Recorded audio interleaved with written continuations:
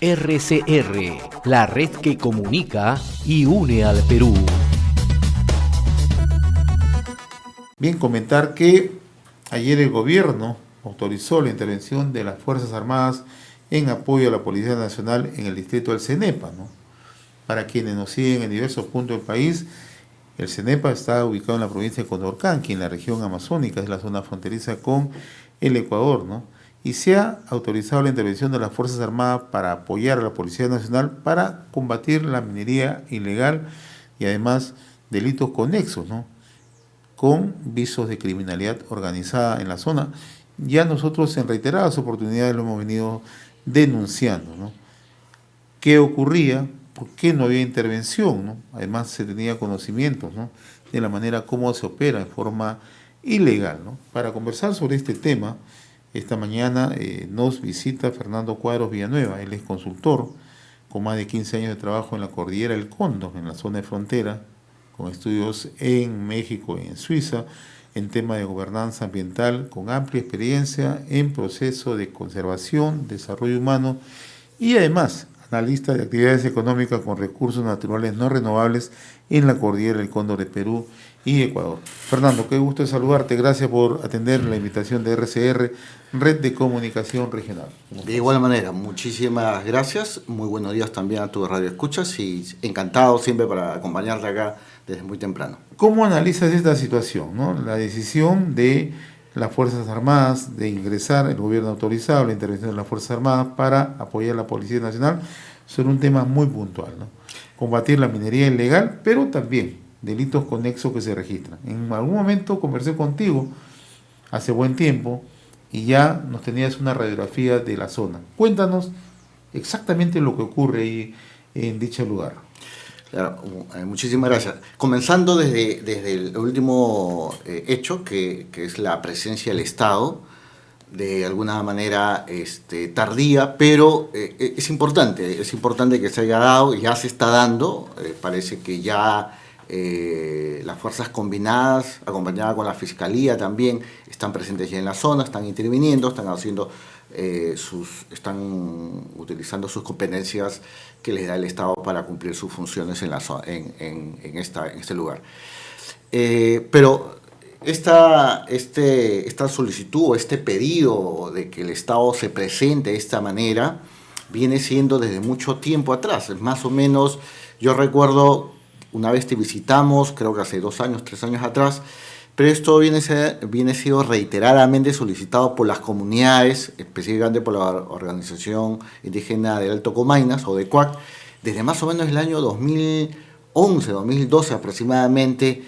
Yo recuerdo que hemos recorrido los ministerios, en ese tiempo todavía el ministro del Ambiente, el flamante ministro del Ambiente, con el flamante Ministerio del Ambiente, el ministro Brach Ek. Entonces, desde ese tiempo se ha venido solicitando, se ha venido denunciando, informando sobre esta actividad ilícita, una minería ilegal de la más desordenada, de la más contaminante, que si tomamos en cuenta desde el año 2010, 2011 hasta el 2019, tenemos más de 6-7 años con una actividad que ha dejado sus consecuencias sociales, ambientales y económicas también. Y esta minería ilegal opera cerca a la zona del Cóndor, cerca de la frontera con Ecuador. Exactamente, casi es la línea de la frontera, ¿no? Si nosotros nos vamos al mapa, la línea fronteriza entre Perú y Ecuador, justamente ahí está instalada esta actividad. Por eso facilita el ingreso de la actividad minera ilegal ecuatoriana o de procedencia ecuatoriana, de malos ciudadanos ecuatorianos seguramente, porque facilita la logística, se encuentra al otro lado. De la parte peruana es imposible generar algún tipo de logística para hacer actividad minera ilegal o también formal. O sea, una actividad minera que se instale en la zona definitivamente depende del aspecto logístico y por ende lo técnico desde el Ecuador. ¿Qué se extrae? Oro. Se trae, principalmente el metal es el oro, pero definitivamente hay otros metales que, según los especialistas, siempre se encuentran agregados o relacionados, y que también sé que han estado la minería ilegal también se moderniza, también se hace más compleja. Han estado extrayendo también plata, cobre y otros metales conexos, ¿no?, al oro. Ahora, hace un tiempo nosotros conversamos con representantes de COAT. Llegaron acá a los estudios de RCR y nos explicaban de la manera como operaban, pero nadie hizo caso en el momento, ¿no? Sé de los esfuerzos que se hicieron ante las autoridades del Ministerio de Energía y Minas, sé de los esfuerzos que hicieron ante la presidencia del Consejo de Ministros, ante el Ministerio del Ambiente. La situación se volvió insostenible por no solamente ya las operaciones ilegales en minería, sino también por la inseguridad ciudadana. Y esto venía siendo denunciado. ¿Hasta dónde escaló este tema, Fernando? En realidad llegó a puntos bastante complejos, ya que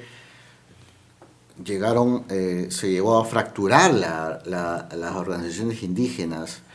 Las organizaciones indígenas tenían una función de resguardo de la zona, pero dado el contexto, dadas las circunstancias de una presión de minería ilegal desde el Ecuador, las comunidades indígenas, algunos indígenas, que no es el caso ahora tener una opinión de valores, pero sí un grupo de indígenas que apoyaron esta actividad y respaldaron esta actividad por más o menos de un año y medio, ¿no?, generando pues mucho más inseguridad, aliándose con gente, con mercenarios que cuidaban esta zona, y generaba definitivamente una zona liberada, ¿no?, para la actividad ilegal, en este caso la minería, en la cual no podía ingresar cualquier otro ciudadano, ni más aún las fuerzas públicas, ¿no? Ahora, producto de todo lo que estamos mencionando, se ha originado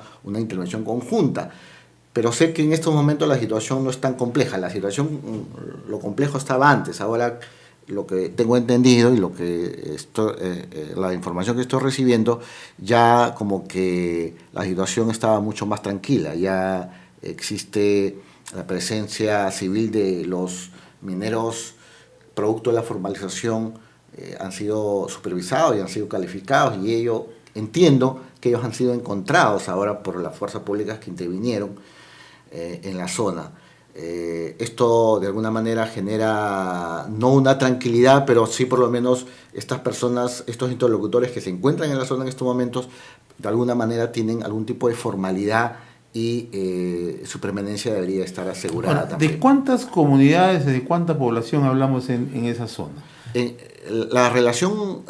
Las comunidades relacionadas a este problema, estamos hablando más de 1.000 personas aproximadamente. ¿Y todas se dedican a la minería ilegal? No todas.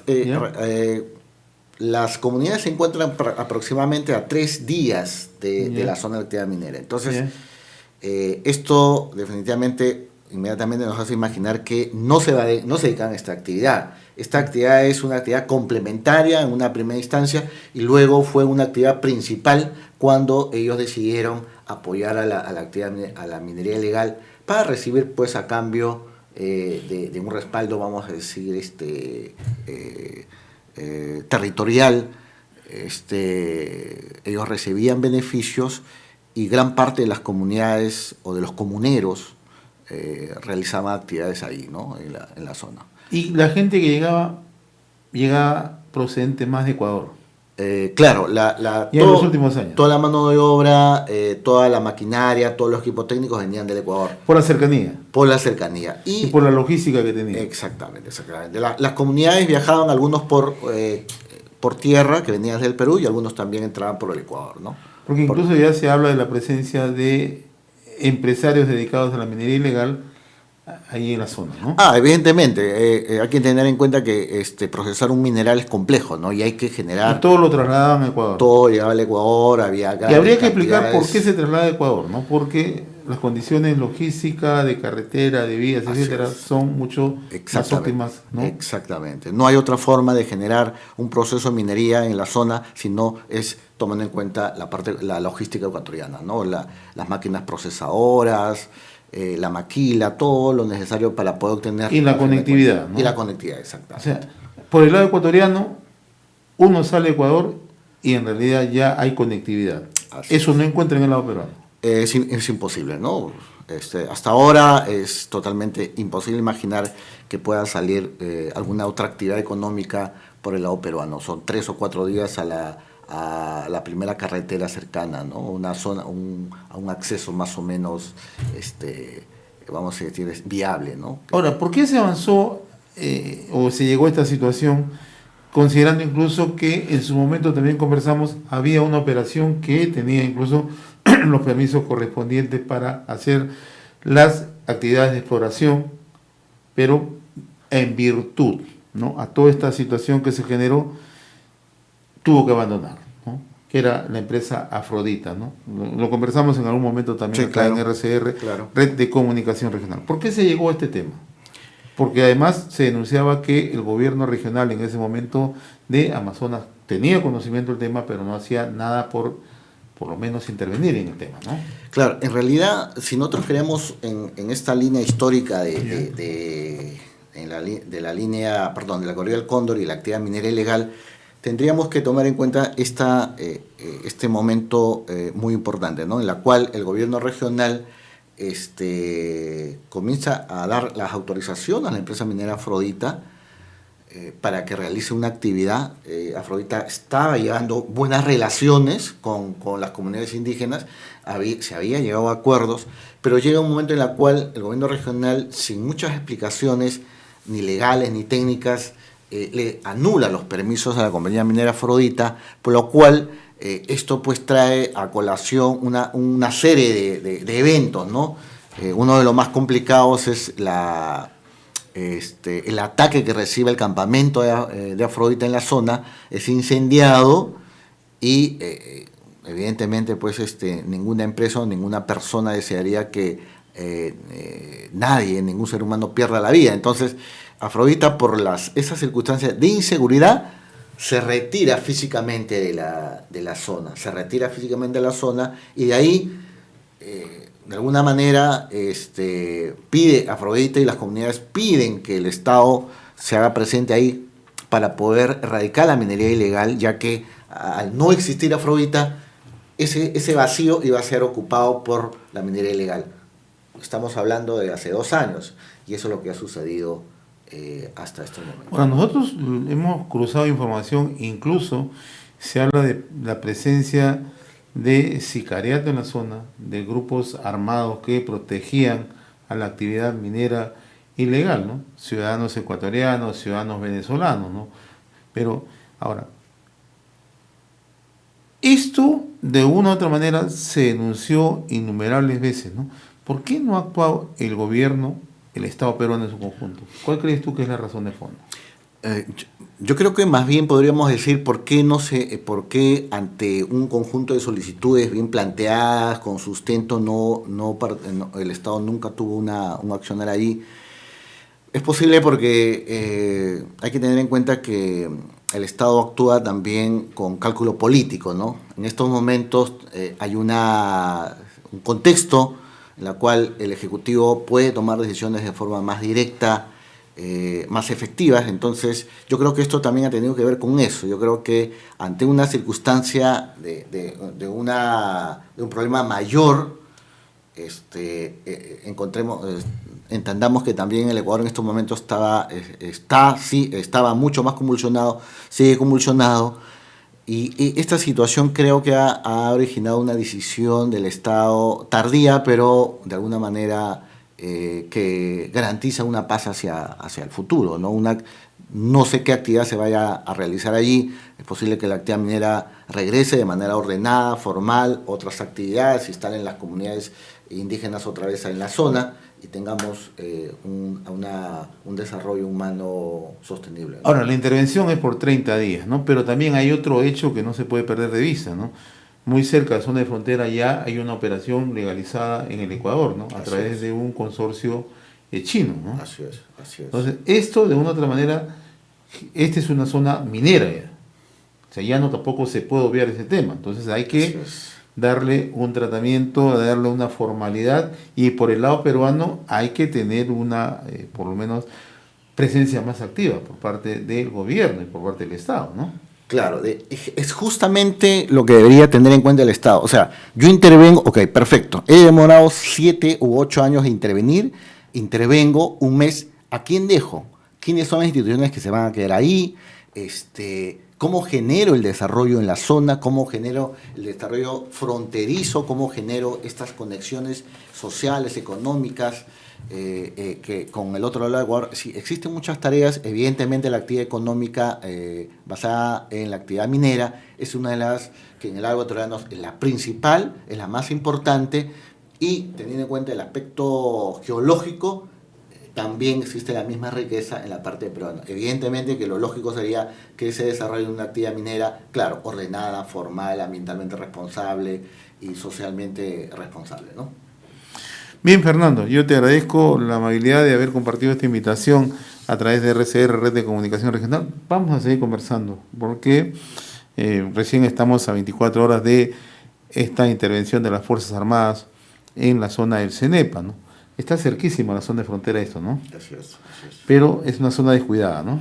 Es una zona bastante descuidada por mucho tiempo, ¿no? No solamente la presencia de la policía, del ejército va a ser la solución, hay que pensar mucho más allá, ¿no? ¿Qué se va a hacer de ahora en adelante ahí en la zona? RCR, la red que comunica y une al Perú.